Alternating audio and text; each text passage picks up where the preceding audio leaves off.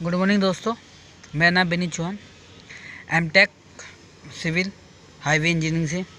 आइए आज हम आपके लिए लेकर आए हैं पास्कल का नियम, जो कि पेपर में बहुत ही ज़्यादा आता है। तो देखिए पास्कल का नियम होता क्या है, समझिए। और आइए स्टार्ट करते हैं पास्कल के नियम।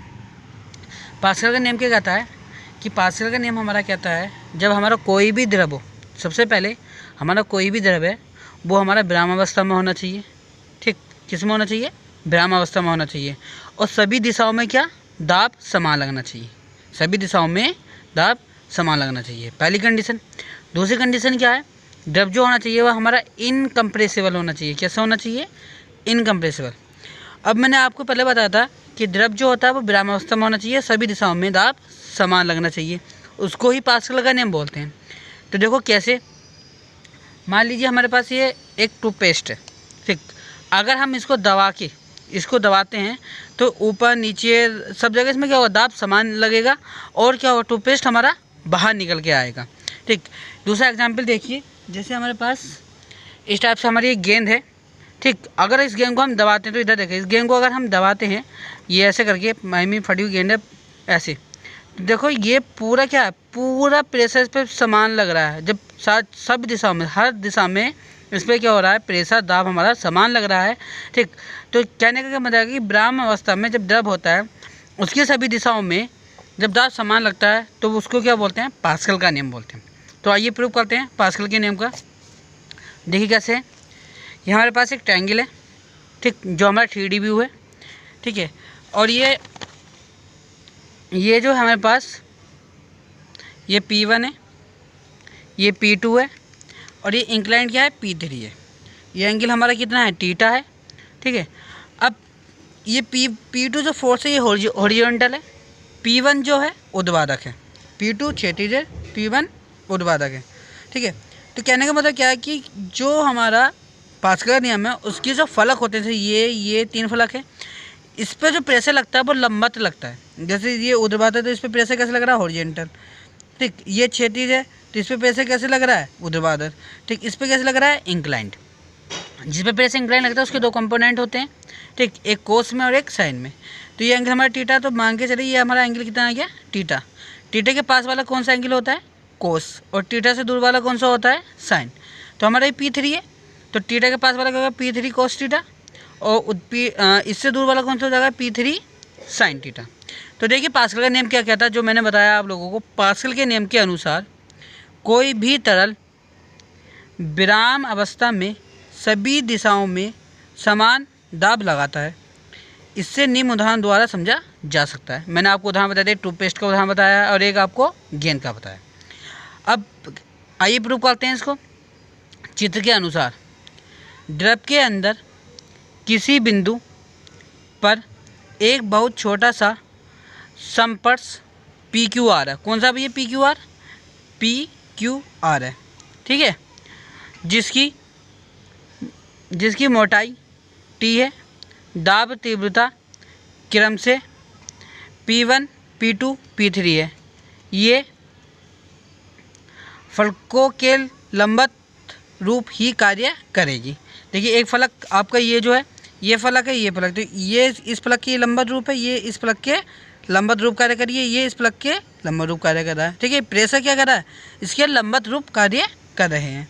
ठीक है, अब रूप कार्य करेंगे ही। ठीक, समपार्श्व वाला बिंदु संतुलन में होगा।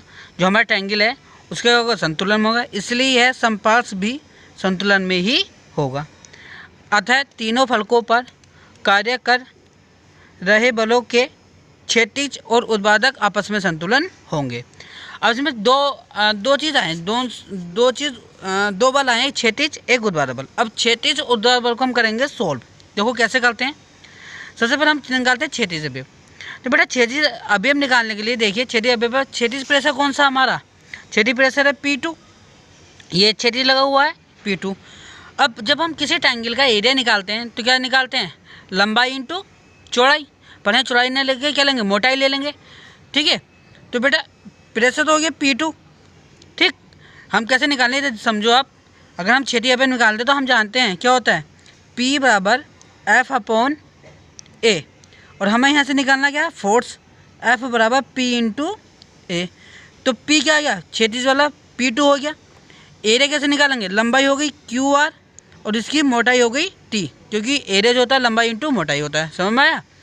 तो हमारा P देखिए ऐसी, यहाँ क्या आ गया आपका P2 प्रेशर, लंबाई QR इंटू T।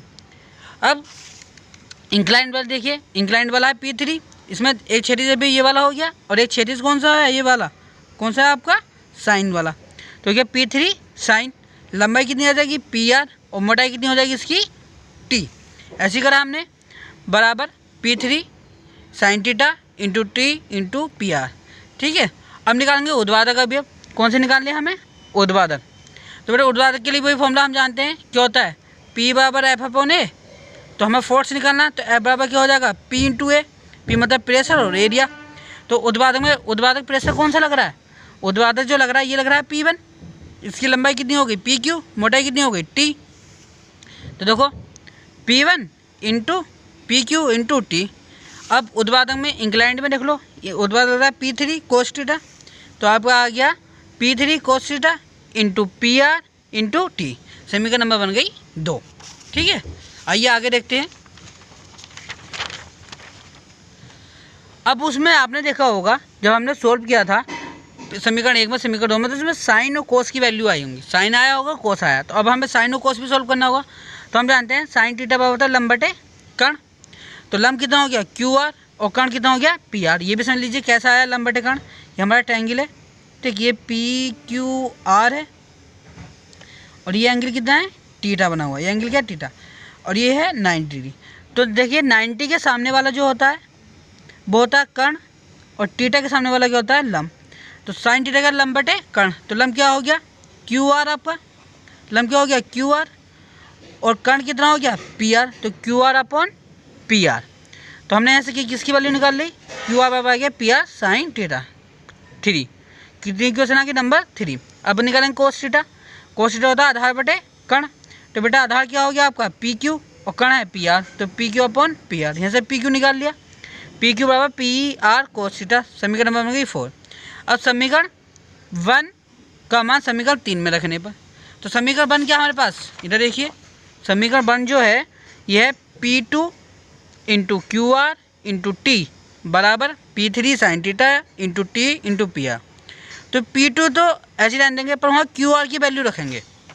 देखिए कैसे, ये देखो P2 QR इंटू T बराबर P3 sine theta into T into PR। तो P2 इंटू QR की वैल्यू क्या है हमारे पास, ये देखिए QR बराबर है PR साइन थीटा। तो PR साइन थीटा QR की जगह रख दिया into T। P3 sine theta ऐसी रहने दिया into T into PR। Sine theta cancel, PR से PR कैंसिल, T से T कैंसिल, क्या बचा P2 बराबर P3। ऐसी समीकरण 2 का मान समीकरण 4 में रखने पर समीकरण 2 क्या है हमारे पास, P1 into PQ into T बराबर P3 cos theta into PR into T। तो P1 तो ऐसे रहने देंगे बेटा, PQ की वैल्यू कहाँ से रख दी, समीकरण 4 से। PQ बराबर PR कोस थीटा, तो यह आ गया PR cos theta into T बराबर P3 cos theta into PR into T। ये पूरा कैंसिल आउट हो जाएगा, आपका T से भी T कट जाएगा, बचेगा P1 बराबर P3। क्या बचा आपका P1 बराबर P3। तो हम प्रूव कर सकते हैं कि P1 बराबर P2, P2 बराबर P3। आपने देखा कि सारे प्रेशर क्या हो गए, समान लग रहे हैं। यही हमारा पास्कल का नियम होता है कि सभी दिशाओं में दाब जो होना है समान लगना चाहिए। ठीक है। नोट आगे देख लीजिए, नोट में क्या लिखा हुआ, द्रव के अंदर किसी बिंदु दाब तीव्रता सभी दिशाओं में समान होती है। ये आपका पास्कल का नियम कंप्लीट हो चुका है। ठीक है। जिसको समझ में आया हो तो प्लीज़ कमेंट में लिखिए, अगर कुछ समझ में नहीं आया हो तो मुझे कमेंट में बताइए। मैं आपकी प्रॉब्लम पूरी कोशिश करूंगा कि ज़्यादा से ज़्यादा प्रॉब्लम आपकी सोल्व कर सकूं। ठीक है। और ये बहुत मोस्ट है जो कई बार पेपर में आ चुका है HHM के अंदर। अगर मेरी वीडियो आपको अच्छी लगी हो तो प्लीज़ लाइक कीजिए, शेयर कीजिए और सब्सक्राइब कीजिए। थैंक यू, धन्यवाद।